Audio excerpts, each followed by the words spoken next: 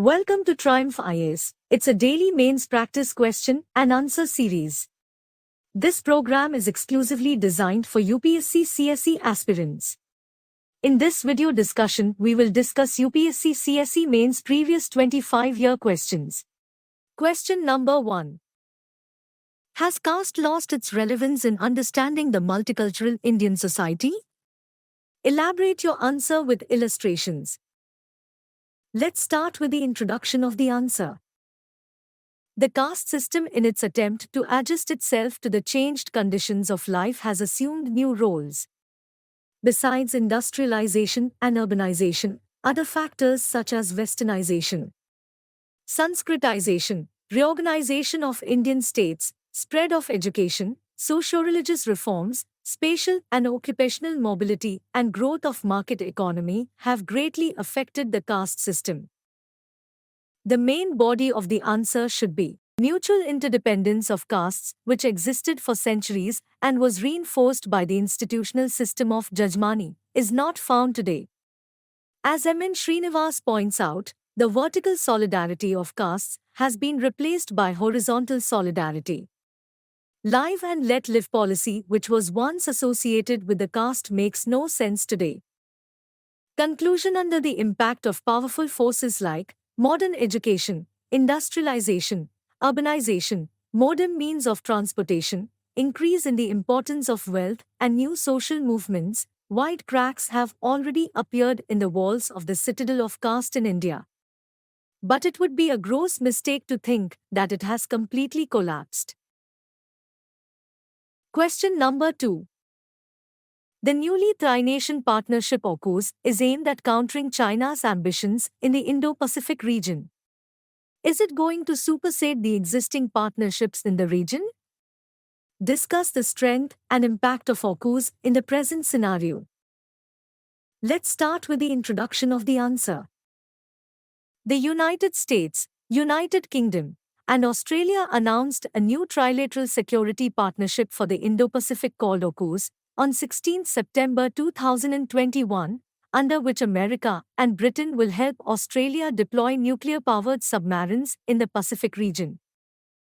The main body of the answer should be: the current deal can be seen as an effort by UK and US to strengthen the defence capabilities of Australia.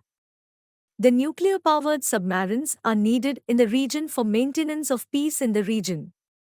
One important dimension reflected by this deal is that US and UK are now strongly committed to having free, open, resilient, and inclusive Indo-Pacific. The US has committed to be in the Indo-Pacific region. The Chinese expansionist approach and its muscle flexing require robust defense capabilities of the nations in the region. The Chinese coercive approach works because smaller nations do not have capabilities to match the power of China. The leaders of the three countries said the alliance will help to ensure peace and stability in the Indo-Pacific region.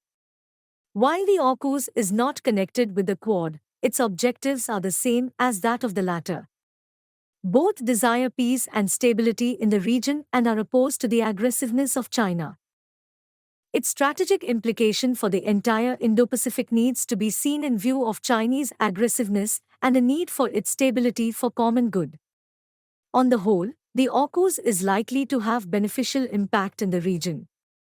A strong Australia with robust military links with US and UK would deter China from misadventure in the region. Conclusion of the answer is: this template may be used to build the defense capabilities of other nations in the region that would go a long way to contain the Chinese expansionist policy and thereby bring stability and peace in the region. Question number 3. Why is public-private partnership, PPP, required in infrastructural projects? Examine the role of PPP model in the redevelopment of railway stations in India.